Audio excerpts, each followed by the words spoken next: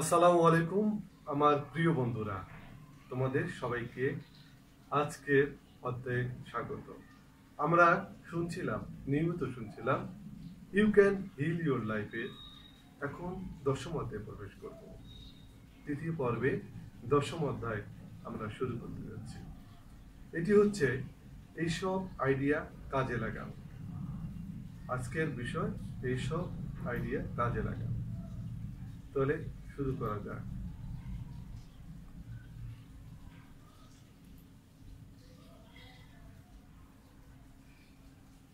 আমার মেয়ে আগে বলতো এটা হারিয়ে ফেলেছি।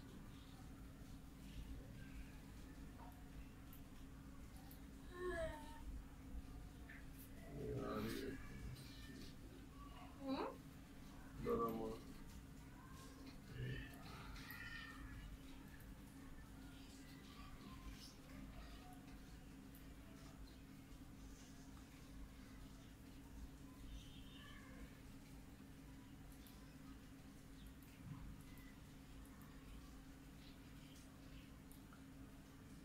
আসসালামু আলাইকুম বন্ধুরা, কেমন আছো তোমরা?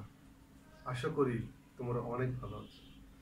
আমি জানি তোমরা আমার এই ভিডিওটা দেখছো এবং শুনছো। সেই অনুযায়ী তোমাদেরকে বলছি, আজকে আমরা তৃতীয় পর্বের দশম অধ্যায়ে প্রবেশ করতে যাচ্ছি। আজকের বিষয় এইসব আইডিয়া কাজে লাগান। তাহলে কথা না বাড়িয়ে চলো আমরা শুরু করি।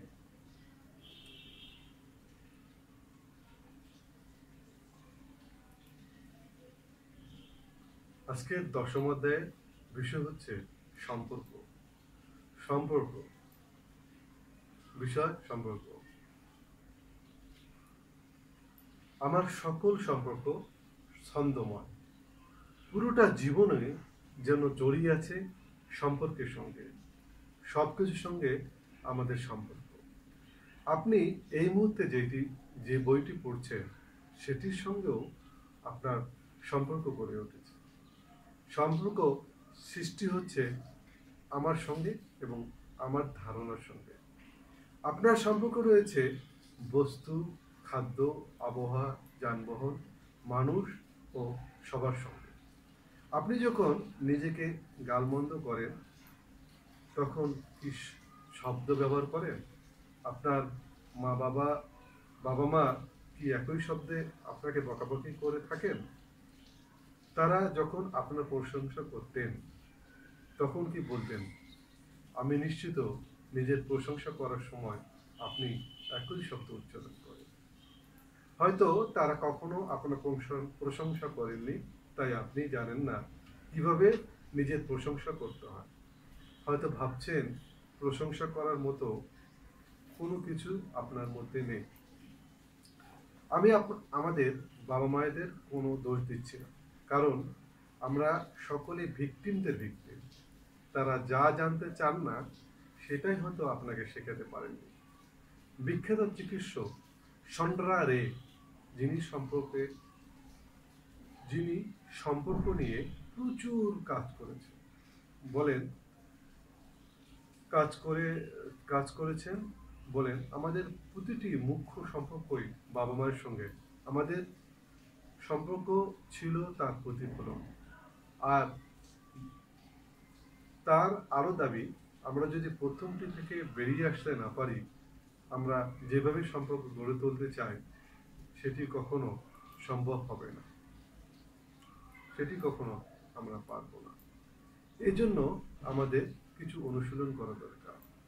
চলুন আমরা চলুন আমরা এই অনুশীলনগুলো করি। অনুশীলন, আমরা বরং তারা। আপনাকে খুব জ্বালাতন করছে এমন কাউকে দেখুন। এই লোকটির তিনটি জিনিস সম্পর্কে বলুন যা আপনার পছন্দ নয়, যেগুলো আপনি পরিবর্তন করতে চান।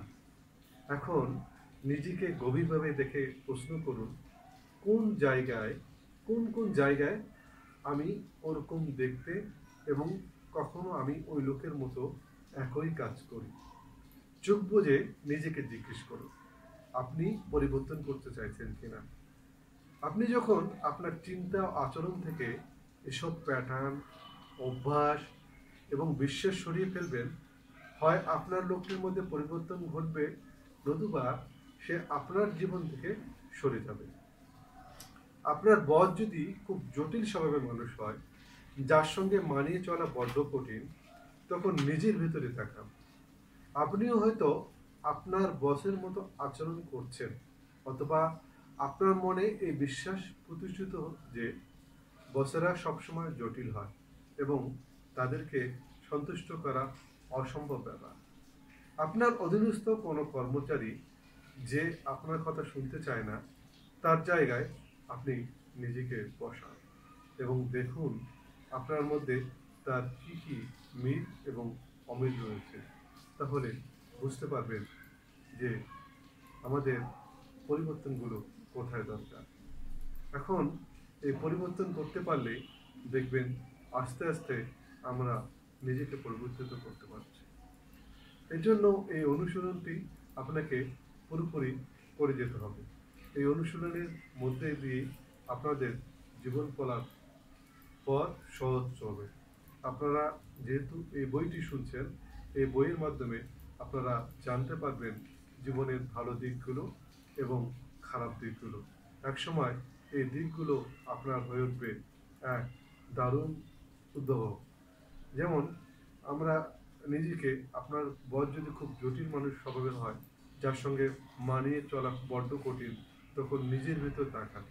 আপনিও হয়তো আপনার বসের মতো আচরণ করছেন, অথবা আপনার মনে এই বিশ্বাস প্রতিষ্ঠিত যে বসেরা সবসময় জটিল হয় এবং তাদেরকে সন্তুষ্ট করা অসম্ভব ব্যাপার। আপনার অধীনস্থ কোনো কর্মচারী যে আপনার কথা শুনতে চায় না, তার জায়গায় নিজেকে চিন্তা করে দেখুন তো আপনি হলে কি করতেন।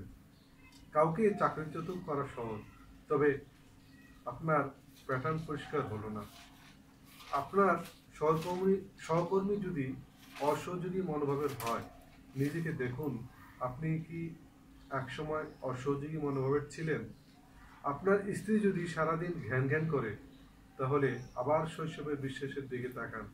আপনার মাও কি আপনার বাবার সঙ্গে ঘ্যান ঘ্যান করতেন? আপনিও কি তাই করেন? আপনার সন্তান যদি সারাক্ষণ আপনাকে জ্বালিয়ে মারে, আমি নিশ্চিত যে সে আপনার অভ্যাস পেয়েছে। বাচ্চারা বড়দেরকে নকল করে সবকিছু শেখে। নিজের মন পরিষ্কার করুন, ওরাও অটোমেটিকভাবে বদলে যাবে। বন্ধুরা, দেখছো একটা কত সুন্দর জাদু, যে অন্যকে পরিবর্তন করতে চাইলে প্রথমে আমাদের নিজেকে পরিবর্তন করতে হবে, তাহলে কিন্তু আমরা ওই লোকটিকে পরিবর্তন করে যাব। মনে করো যে আমার স্ত্রী আমার সাথে ঘ্যান ঘ্যান করছে, তাহলে আমাকে কি করতে হবে? আমার শৈশবে ফিরে যেতে হবে। আমাকে দেখতে হবে আমার মা বাবাকে কি ঘ্যান ঘ্যান করতো কিনা। তো এই যে এটা বলার উদ্দেশ্য, মানে ওখান থেকে শৈশবে আমাকে আকর্ষণ করেছে কিনা। আবার আমার মেয়ে যদি আমাকে বিরক্ত করে, জ্বালাতন করে, তখন আমাকে দেখতে হবে যে আমি আমার এটা কি আমার মধ্যে থেকে পেয়েছে কিনা। বড়দের থেকে শিশুরা শেখে। এই ঘ্যান ঘ্যান প্যান প্যান বাচ্চাটা যে করছে, এটা আমার কাছ থেকে বা আমার ওয়াইফের কাছ থেকে কোনোভাবে এসেছে, দাদুর বাড়ির কাছ থেকে অথবা নানু বাড়ির কাছ থেকে এগুলো চলে আসে। তাহলে বাচ্চাটা বা শিশুটির দোষ নেই, দোষটা হচ্ছে পরিবেশের। তো আমরা বাচ্চাটাকে ঠিক করার জন্য বলবো, আমাদের নিজেকে ঠিক করব, তারপর দেখবেন বাচ্চাটা কিংবা স্ত্রীও ঠিকভাবে পরিবর্তন হয়ে গেছে। এভাবে অন্যদেরকে পরিবর্তন করা যায়। আগে নিজেকে বদলাতে হবে।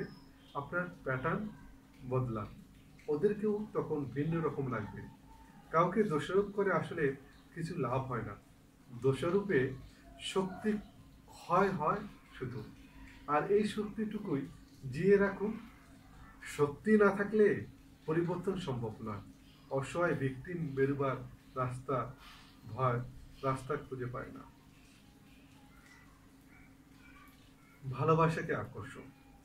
বন্ধুরা, এখন যে কথাটা বলবো সেটা হচ্ছে ভালোবাসাকে আকর্ষণ। আমরা যখন ভালোবাসা পাবার কথা ভাবি না, তখন ভালোবাসা এসে হাজির হয় দূরে। ভালোবাসার জন্য অন্য হেয় মূল্য সঠিক পার্টনারকে খুঁজে পাওয়া সম্ভব না। তাতে শুধু আকুলতা আর নিরানন্দ সৃষ্টি হবে। ভালোবাসা বাইরে জিনিস নয়, ভিতরের জিনিস। ভালোবাসা এখনই পেতে হবে বলে গো ধরবেন না। হয়তো আপনি এই মুহূর্তে ভালোবাসা পাওয়ার জন্য প্রস্তুত নয়, কিংবা যে ভালোবাসা চাইছেন সেটা আপনাকে আকর্ষণ করছে না, চাইছেন সেটা আপনাকে আকর্ষণ করার জন্য যথেষ্ট পরিপক্ক হয়ে উঠতে পারেননি। যাকে তাকে ভালোবাসবেন না, স্ট্যান্ডার্ড বা মান বজায় রাখুন। আপনি কি ধরনের ভালোবাসা আকর্ষণ করতে চান, নিজের গুণগুলোর দিকে একটি তালিকা করুন। এসব গুণ যার মধ্যে আছে তাকে আকর্ষণ করতে পারবেন। কেন ভালোবাসা আসছে না জীবনে, তা নিয়ে পরীক্ষা নিরীক্ষাও চালাতে পারেন। এজন্য কি দায়ী সমালোচনা, আত্মমূল্যায়নের আত্মমূল্যায়নের অবাধ্য অভাববোধ, যৌক্তিক স্ট্যান্ডার্ড, মুভি স্টার ইমেজ, ঘনিষ্ঠ হওয়ার ভয়, আপনি ভালোবাসা পাওয়ার যোগ্য নন, এমনই বিশ্বাস। ভালোবাসা যখন আসবে তখন প্রস্তুত থাকবেন, ক্ষেত্র তৈরি করুন এবং ভালোবাসা চর্চা করার জন্য প্রস্তুত হন। নিজে ভালোবাসাময় হন, তাহলে সকলের ভালোবাসা পাবেন। ভালোবাসার প্রতি উন্মুক্ত এবং এবং গ্রহণক্ষম হন।